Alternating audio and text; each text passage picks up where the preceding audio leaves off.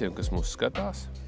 Daudz prasa, parunājiet vairāk kaut ko par tiem bigbaitiem, par tiem mānekļiem, ko jūs lietojat, par tehnikām. Mēs par to tagad parunāsim, ka mēs esam tajā vietā, kur mēs to daram. Parunāsim par bigbaitu. Redz, tur pie krasta ir nogrimuši koki. Un man liekas, ka tais nogrimušajos kokos kaut kas varētu dzīvot. Bet kāpēc es tur nemetu mazu kumiņu? Tāpēc, kad es ļoti ticu tam, kad tai lielai zivī tomēr vajag normālu mānekli, lai kaut kādā veidā pierunātu viņu uz barošanos. Visas tās mūsu praksītes šobrīd rāda, ka neko mazāk pa kaut kādiem 20 centimetriem nav vērts likt, un arī uz 20 centimetrī mums tāpat tās ķerās relatīvi tomēr mazas zivtiņas. Un relatīvi maza zivtiņa mūsu izpratnē ir 60-70 centimetri, un viņas tīri labi ēd arī. Mazus mānekļus, bet arī lielus. Lūk, un jā, es jau varētu stāstīt, bet man daudz vairāk interesēt, kas jums tieši interesē. Jo tas, cik enciklopēdiskas zināšanas ir ķerot lielajiem mānekļiem, viņas krājās kaudzītē. Man jau ir daži mīļākie mānekļi. Es baigi projām no viņiem vairs īsti neeju, tāpēc, ka es zinu, šitas strādā, tas strādā. Tas strādā tādā versijā, šitas strādā tādā versijā. Super dzidrs ūdens mānekli 3-4 metru dziļumā var redzēt, kā viņš nāk. Skaisti ir. Zivs ar te skaists melns. Šobrīd neķerās. Var jau būt, kad paveiksies un pieķersies mums kaut kas online, bet šitai ezerā viņas vairāk ķerās dziļāk. Man laivā ir operators, kurš bigbaitā ir stabils iesācējs. Un viņš tagad man sāks uzdot tos jautājumus, uz kuriem es mēģināšu atbildēt. Tu stāstīji, ka tu šobrīd ķer pie iespējams nogrimušiem kokiem, pie dziļas kantes. Varbūt tur pastāstīt par arī citiem ķeršanas veidiem. Kādos veidos vispār ķer ar bigbaitu? Ar bigbaitu ķer visur.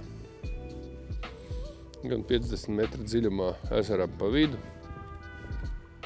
gan 3 metros, gan 2 metros, gan Babītas ezera 1 metrā arī. Visur, kur mūsuprāt dzīvo liels līdaks, ir vērts viņus pataustīt ar lieliem mānekļiem. Godīgi sakot, ar citiem mānekļiem ķert līdaks man īsti vairs neinteresē. Tur ir vairākas lietas. Pirmā lieta ir tā, ka lielu zivi iekustināt ar lielu mānekli, manuprāt, ir vieglāk nekā ar mazu. Otrs ir liela zivs lielam māneklim uzbrūk ar pavisam citu jaudu nekā mazam. Jau pats redzēju, kas notiek, teiksim, kad liels māneklis tuvojās zivī, to mēs pelāģiskajā copē panoptiksam varam redzēt, tā zivs startē 3-4 metru no 3-4 metru attāluma zibenīgi. Un tas blieziens ir tā vērts, un tā cieņa ir tā vērta. Un trešā lieta, bigbaitu ķer ar relatīvi jaudīgiem rīkiem, un var pa īstam izbaudīt tās zivs spēku, jo ar tievu un mazu plānu kātiņu to metru nevar valdīt. Viņš dara, ko viņš grib. Protams, ja tas ir ezera vidū, var to darīt, bet tas nav forši arī zivī, ja tu viņu ļoti ilgi vēl cārā, tas nav baigi forši. Viņai sakrājās pienskābes no stresa, no cīņas no stresa. Es domāju, ka viņas izdzīvo daudz mazāk pēc tam, ja viņas ir izvilktas ar smalkiem rīkiem, nekā ka viņi ir ar jaudīgu rīku. Ātri izvilkt, ātri atbrīvot un čau. Tas tā īsumā. Bet galvenais jau ir tas lielais mauciens un tas spēks, ko tu jūti tajā galā, kad tev ir tur tā lielā zivs. Kad tu piecērt un tev ir liela. Tu pieminēji, ka ar bigbaitu ķer visos dziļumos, visās vietās, kur šķiet, ka ir lielas zivis. Ir grūti iedomāties, ka tu 50 metros ķers ar to pašu mānekli, ar kur tu ķer 1 metrā. Un priekš tam ir svariņi. Es lietoju tādas wolfram svariņas, piekariņas. ir vesela kastīte ar dažādiem sīkumiņiem, kurus es lietoju, tad, kad es darbojos bigbaitā. Vai pašiem mānekļiem arī ir atšķirība? Vai atšķirība ir tikai svarā, ko piekarina klāt? Mānekļiem ir ļoti liels atšķirības. Mānekļi mums, teiksim, ja mēs paskatīsimies, kas mums šodien ir galā, tad šitas ir tāds tā kā tomēr vairāk mētājamais, nevis pelāģiskais māneklis. Pa cik mēs esam dziļi, tad es esmu uzkarnājis viņiem 20 gramus galvā. Šis mums ir pavisam dziļais māneklis priekš pelāģiskām zivīm, reku ir 25 gramus svins un vēl 11 gramu wolfram. Un tas ir uz mazā pelāģiskā kāta, ar ko ķert tās zivs, kuras mēs atrodam 14-20 metru dziļumā. Jā, līdeks dzīvo arī 14-20 pārmetru dziļumā. Šis mums ir sagatavots tā kā tāds universālais priekš vidēji dziļas līdeks, samērā liels māneklis ar 20 gramiem galvā. Jā, teiksim, nu, mums te mānekļi dažādi. Reku mums ir gatoriņš, piemēram. Tas ir sagatavots arī tāds priekš ātrās zivs, jo gators ir ātrāks nekā, teiksim, šis. Nu. Kāda viņi mums izskatās? Nu, viņi izskatās pamatīgi sagraustumus. Nu. Teiksim, šitam reku, es domāju, ka, nu, ja mēs paskatīsimies, reku, nu, viņš te šmorāts ir kārtīgi iekšā. Pasties, nu, te viss ir vienās rētās. Jā, bet, nu, kamēr nav izjutis, mēs ķeram, ja viņš ļoti mīļš un nevaram nopirkt jaunu vietā, tad ņemam lodāmuru un salāpam. Tā mēs daram. Ir jau daudz to mānekļu, ir jau arī mānekļi, teiksim, reku ir, piemēram, ja mēs pēkšņi ejam pa kaut kādām seklākām vietām, tad mums reku ir žurkas sagatavots, pie tam vienā ir sava murāstē ieliņa. Ja mēs, teiksim, ejam gar ļoti dziļām kantēm, šis, piemēram, ir sverdzonkers ar 170 gramu svaru iekšā, viņš iet lejā, teiksim, uz 7-8 metri praktiski zibenīgi. Ja, tur to mānekļu iespējas ir ļoti daudz dažādas. Man personīgi patīk ķert, piemēram, ar šitiem te ar catfishiem. Tas ir mans viens no mīļākajiem mānekļiem. Ja ir jāmet tālu un relatīvi ātri, tad gators 27 gramu. Tas viss pieskaņojās attiecīgi no ātruma un dziļuma. Es no tā dejoju. Ja jāķer ļoti nopresēt zivs, nopresētos rajonos, tad es ņem kaut kādu šitādas te mazas sasarīšas, tad var redzēt, ka es viņus ņemu. Nu, te ir konkrēti nelaimes gadījumi viņam bijuši. Nu, viņam nelaimes gadījumi. Valfkrīgs ir samērā stabils māneklis, teiksim, viņš ķer jebkurā dziļumā. Tā kā mānekļi ļoti daudz, jā, ir jau vēl arī tādi visādi krūmos lietie kopiju mānekļi, tad tālāk es turos pie oriģināliem. Man liekas, ka oriģināliem ir, kā lai saka, daudz lielākas izstrādes vērtības nekā kādam, kas ir, nu, tā, rupsakot, nospiedis no viena asti, no otra galvu, un tad saka, ka viņš radīs kaut ko unikālu. Tā kaut kā. Kā pareizi mest ar bigbaitu? Stipri. Tālu. Nu, nav jāizmet viss tālāk, teiksim. Tas normāls bigbaita metiens ir kaut kādi 35-40 metri. Tas ir tad, kad gribas strādāt visu dienu un nepārpūlēties. Nu, pa vējiem var uzmest vēl arī viss tur līdz 60 metriem. Nu, tie, kas tur stās 70-80 metrus, ka viņi meta bigbaitu, nu, var jau būt, ka var arī aizmest tos 70-80 metrus, bet vairāk jautājumu, kur, kāpēc, priekš kam. Jo es parasti metu līdz kaut kādiem metriem 40 un kaut kur tēmēju. Piemēram, reku tur ir koks ūdenī. Jā, man šķiet, ka tur pie tā koka var būt kāda sēža. Nu, un tad mēs esam jau diezgan dziļi, mēs esam jau tādā stāvā kantē šobrīd pie 20 metriem. Nu, ja es gribu uzmest pie tā koka, tas koks ir apmēram uz manu metienu robežu, un es viņam varu piemest kreisā pusē, cerams, ka redz, pie paša galiņa, hops, ļukšs. Jā, nu, tālāk īsti es negribu mest. Tālāk īsti es negribu mest, tāpēc, kad, nu, priekš kam pārpūlēt sev, ja tu visu dienu šancē, un ja tu šancē 6 dienas no vietas, nē. Katrs metiens ar pilnu spēku, tas ir priekš tiem, kas ir visu nedēļu ofisā nocietušies. Man tā kā mierīgāk jau tas viss nāk. Es piefiksēju, ka tev uz visiem bigbaita spinningiem ir multiplikātors polis. Nu, tur neko citu nevar likt. Ja tev ir jāmet 100 grami, tad mest 100 gramus. Līdz 100 gramiem vēl kaut kā var lāpīties ar kaut kādām jaudīgām spolēm, bet noteikti nē.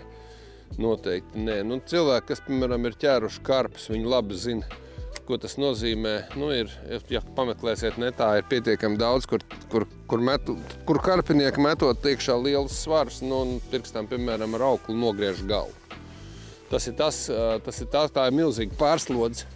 Savukārt es mierīgi, tagad es mētāju kaut kādas apmēram 180 gramus, jā, bez liela spēka, bez lielas distances, bet kāds labs kāds pats met, un nu, tas vienkārši kustina rokas, un tas māneklis lido, un tas ir ok. Un es varu ļoti labi ar rīkšķīti pieturēt to spolu, ļoti labi. Jā, savukārt, ja man būtu viss tas svars jāuzliek uz vienu pirksta ādas gala, tad nu, tā nedara vienkārši. Nu. Ir izdomāts labas spoles, un ar labām spolēm nav ne bārdas nekā. Met ķer, met tālu, ja grib. Auklis Bigbaitā arī lieto parasti, teiksim, man mīļāka aukli ir P5. Ja runa ir pa lieliem mānekļiem, tad man ir P5 aukli, man ir Rekuvarius 130 LB Fļuriks, viņš ir kaut kādu metriņu, teiksim. Piesiets normāli ar FG notu, plus vēl galiņš piekausēts. Nu, principā ir tā, ka pat daudz ķerot līdakas, nu, to fļuri jānomaina 2 reizes gadā. Nu, vienu rullīti nopērk, un tas ir gandrīz vai 10 gadiem. Nu, labi, vairāk kādu, bišķi mazāk, bet, nu. Ar labu kādu lido skaisti, mierīgi. Mēs tagad esam bezvējā, var smuku uzmest. Bišķī tehnika izkopjās ar gadiem, un viss ir baigi viegli. Mēs esam vairāk kārt noskaidrojuši, ka live tehnoloģijas ļoti labi kalpo, lai sniegtu papildus informāciju makšķerniekam. Kā ar Bigbaitu makšķerē bez live tehnoloģijām? Ir vairāk varianti. Viena ir, stabilās NTA metode, šeit viņas ir, brauc un mētā. Otrs ir, kāp laivā, mēri dziļumu, meklē kaut kādas stūras kantas, kur pulcējās mazās zivs un masē. Gan jau, ka tur kāds ēdājs atnāks. Nu, principā tiem, kam nav ehološu, tie visbiežāk izvēlās seklos ezers, jo seklajās ezeros līdaku lokalizēt ir daudz vienkāršāk. Tāda, piemēram, kā babīta, kā engura Latvijā, nu, tur ļoti vienkārši. 5 pļosi. Saucamie, padziļinājuma vietas.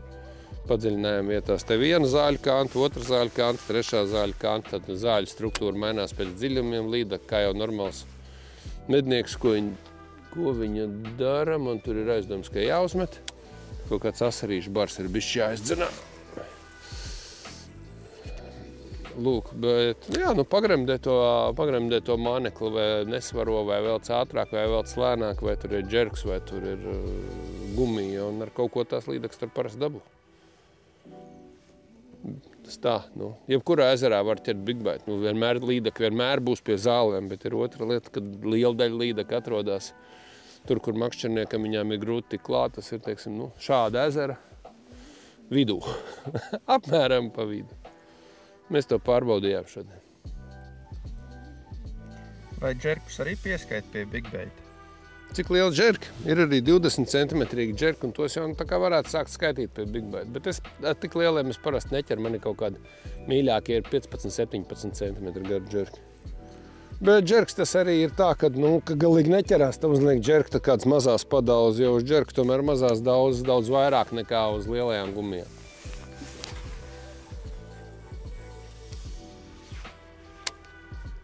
Kā pareizi izvēlēties spinningu priekš Bigbaita? Priekš gumijām? Kā lai pasaka, visvienkāršākais ir atnāciet uz veikalu, pataustiet, sapratīsiet.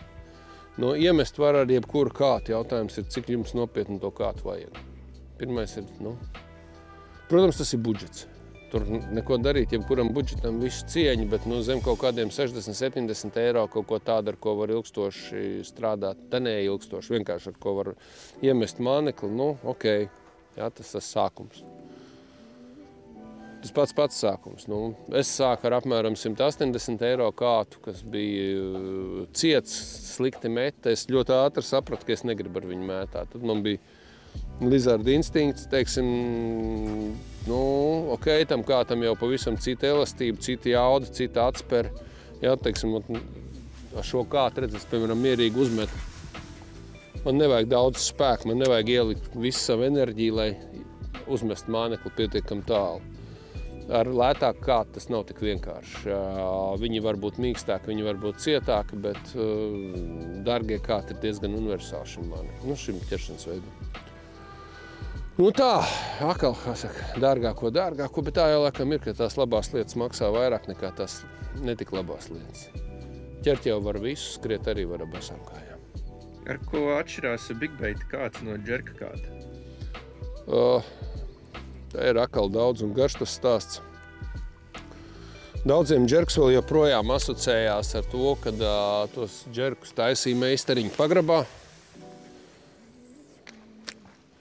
Un, lai to džerku iedarbinātu, viņu vajadzēja diezgan pamatīgi štaukāt. Nenoliedzami līda, ka ir kaut kādas agresijas uz agresīvām kustībām, tur par to nav šaubu, un tas ir viens no tiem džerku variantiem. Bet mūsdienās šobrīd džerkus ražo jau ļoti kvalitatīvs, un viņiem ir ļoti daudz dažādas spēles, un tā lielā viņu daudzīšana ir pēdējā vietā. Tas nozīmē vienkārši, ka šobrīd džerku var strādāt gandrīz vai ar jebkuru bigbaita kātu, tā ir pirmā lieta. Bet, protams, priekš džerkiem ir džerku kāti speciālie, viņi parasti ir īsāki, tāpēc, ka tur tā kustība ir tuvāk laivai, un ja es ar šito sākšu, es varu kaut kā paģerkot ar tām 8,5 pēdām, bet parasti džerko ar kaut kādām 7. Lūk, un kas būtu džerka kātam, džerka kātam parasti ir mazāki testi, kaut kādi 120 grami. Gators tūlītās izlaidīs 150 gramīgo džerku, tūlītās tas ir jau 2 gadus kā izlaiž. Domāju, ka es viņu ļoti gaidu. Man ir tas gators 120 gramīgais priekš pelāģiskais. Viņi mēģināja, teiksim, mētāt puļķis. Tas ir džerka kombinācija ar gumijas asti. It kā tur viss ir ok, bet tāda tīra džerkošanai arī viņš ir pa garu. Redzēs, kāds būs tas 150 gramīgais, lai atnāk. Džerka kā, tas ir individuāli. Tas ir, pirmais jautājums, kā viņš metīs. Atkal, ja mēs paņemam mazu, īsu, foršu, cietu, parocīgu kātiņu, kur mēs viņu varam aizmest? Nekur. Ja mums vajag tālu aizmest, seklos ezeros, ir diezgan jau tomēr jāmet, tur tos 30, 40, 50 metrus ir jāmet. Atkal, vai mēs braucam atpūsties un mēs bez spēka, vai mēs braucam strādāt. Ja? Atkal tieši viss no tā paša gala. Tas pats ar spolēm ir. Īsti tāda iedzīga spola zem 200 eiro ir grūti nopirkt.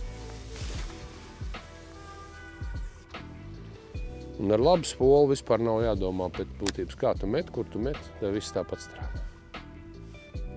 Nepinās, tev mazliet mazāk talantu piegriezt ciet bremzīt. Magnētiskās bremzes dar brīnums. Lielās gumijas vienkārši velk, vai ne? Nē. Jā, tas ir viena no metodēm ir met un skrūvē, bet otra no metodēm ir īsas pauzītes. Trešā no metodēm ir pātrinājums. Liekas, ka tu tini vienādi, bet tu kādu uztini viss ātrāk. Tur viņas var ļoti ātri uztīt, atkal ļaut pagrimt. Līdeka tāpatās kā jebkurš plēsējs. Viņa reaģē uz dažādiem kairinājumiem. Viens no labiem kairinājumiem, protams, ir stabila vienmērīga kustība. Jā, bet tā pašā laikā reizēm kāda asāka kustība viņai normāli norauj smadzenes. Mums jau vajag, lai viņi satrakojās un iemauc. Un kā ir ar džerka spēli? Kā ir ar džerka spēli? Džerka spēles ir ļoti daudz, ļoti dažādas, atkarīgi no konkrētā džerka, no konkrētās formas, no konkrētā dziļuma, kurā ar viņu strādā. Džerki ir slīkstošie, peldoši, neitrāli. Atkal jautājums, kas jums ir priekšā, fluorkarbons, pavadiņa, titāns, stīga, cik smaga. Attiecīgi tos džerkus var svarot, var peldošo padarīt pa suspenderi, ja nav tādā krāsā suspenders, piemēram. Tur atkal ir tās iespējas ļoti daudz, ļoti milzīgas. Bet, kā spēlē. Kādu met iekšā un tādiem parāmieniem velk. Kaut gan jaunos, modernos džerkus var vienkārši tīt.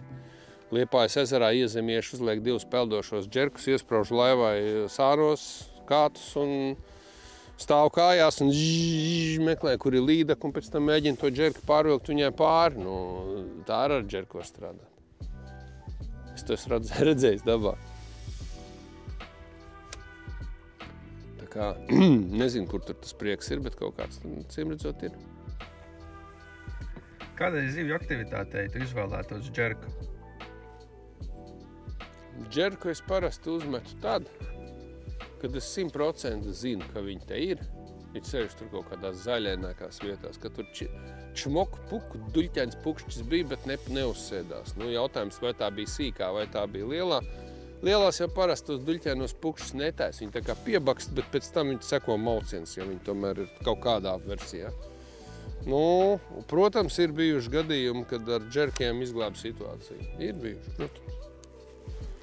Nu, un tad, kad tu zini, ka tur tas rajons, ka tur tajā rajonā vispār kaut kas dzīvo, ka tur kādam vispār kaut ko, ka tur ir kas bakstās, un tad var uzlikt džerku, un tad tā lēnām mierīgi noiet, atšķirībā no dziļuma uzlikt tur slīkstošo vai tā.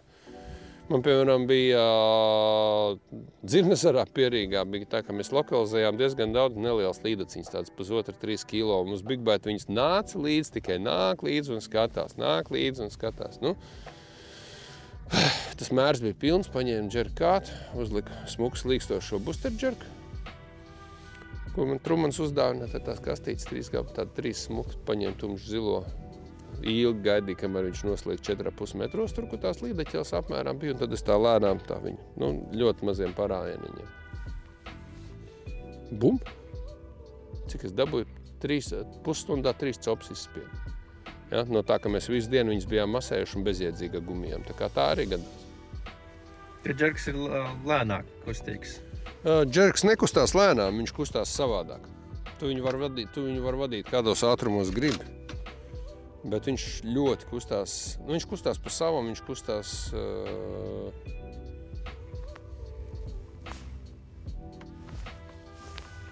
kā tu viņu rausti. Baigi skaldīt. Es neesmu skaldīšanas entuziasts. Man parasti patīk viņu tādiem viegliem pavilcieniem lietot. Tā kā tā. Mēs jau tikai runājam pa kātiem, pa manekļiem, pa kātiem. Liekas, ka tas viss ir galvenais. Tas ir galvenais tikmēr, kamēr tā līdekļa nav galā. Jo tā kā viņa galā, tad sākās nākamie piedzīvojumi. Izvilkt viņu. Labi, ar labu kātu, viss ir vienkārši, to līdekli var valdīt.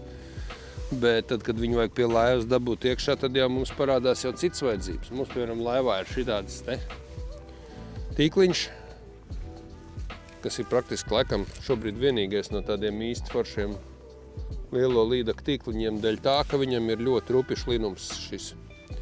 Rupišs linums tas ir tāpēc, ka smalkais linums, protams, ir bišķi saudzīgāks, bet līdekļa iesmelta ķeselē viņi mēdz griezties. Viņi mēdz plosīties. Un ja mēs ķeram un mums ir liela āķi, un viens ir ārā un otrs ir mutē, un tas 10 kilo aparāts sāk griezties, tad tā spēka ir ļoti daudz. Un man diezgan daudz tās ķeseles, kas ir to smuko maigo linumu, tās vienkārši viņu var izmest. Starp citu, jā, mums tūlītās būs veikalā pieejama arī rezervas tīkliņi, jo arī šos mēdz saplēst. Reku, piemēram, pie malas ir kāds veiksmīgi bijis vai no āķis, vai kas ir bijis ir ieplīsis. Ja? Man arī šīm, reku, piemēram, šajā vietā, reku, viens caurumiņš jau ir saplēsts. Ja? Arī šeit, reku, viens ir. Bet te vēl ir tā, ka tādas līdekļus, kas var izlīst pa šito caurumu, tādas mēs neķeram. Bet, principā, jā, un maināmie tīkliņi arī būs tūlītās. Tā ir maz daļiņa. Nākamā daļiņa, ko es noteikti gribētu cilvēkiem ieteikt, ir piešauties ar kuru roku ziviņām un ieviest sev pa rokai laivā kabatā jebkur cimdiņu.